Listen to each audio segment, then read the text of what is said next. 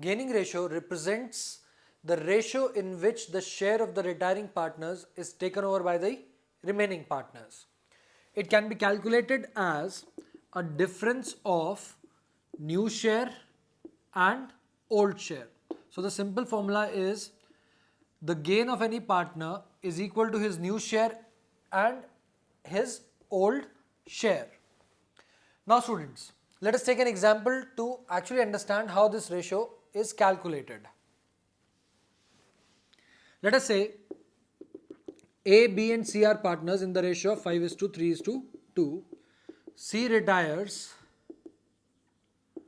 and his share is taken up by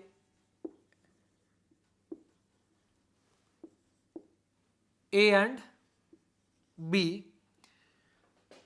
The new ratio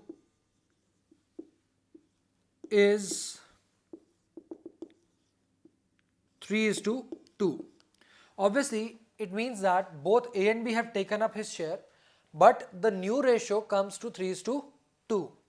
So, A's gain would be his old share, which is 5/10, and his new share, which is 3/5.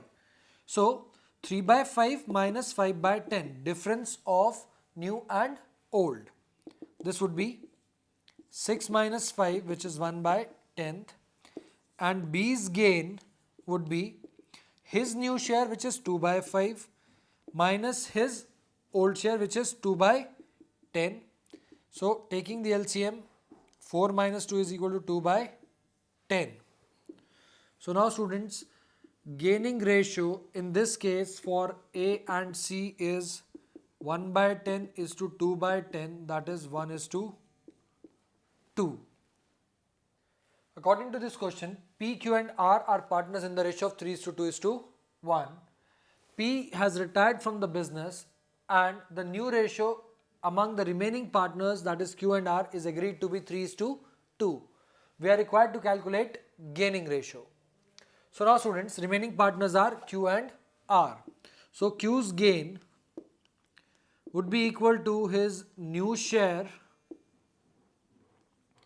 minus old share. The new share of P is, or Q is 3/5 and his old share is 2/6. Taking LCM, we have 8/30 as Q's gain.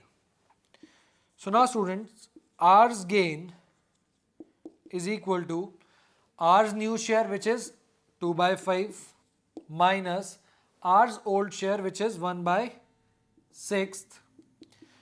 Taking LCM again, we get 7/30 as the answer. So now students, we have gain of Q and gain of R. Based on this gain, we can say that the gaining ratio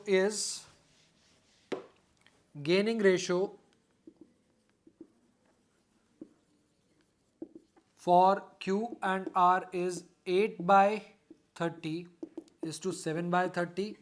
30 being the common denominator can be removed. So the gaining ratio is 8:7.